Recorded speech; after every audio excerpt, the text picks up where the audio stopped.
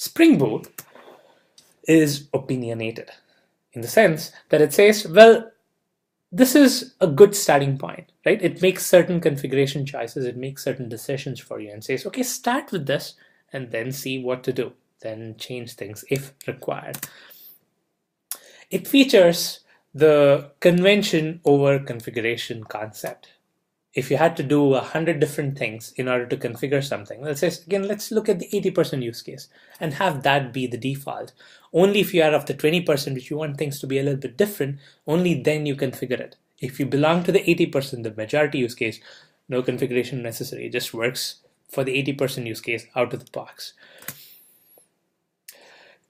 The thing that Spring Boot gives you is a Spring application. So you can generate a Spring application from Spring Boot, right? You can use Spring Boot to create the Spring application. The Spring application is going to be a standalone application. What do I mean by that? Typically, when you build a Spring application, you're building a WAR file.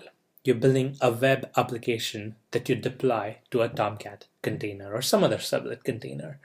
With Spring Boot, what you get is a standalone application. What you get is something that you can just run and have it start a web server. You don't have to find a servlet container to deploy to. I'm going to talk about the difference between the two and why Spring Boot went with this approach in a little bit. But the output that you're going to get with Spring Boot is just ready to run right there. You don't have to find a servlet container, configure it, deploy it, and all that stuff. None of that stuff is required. Right? You just run a command and it runs a standalone application.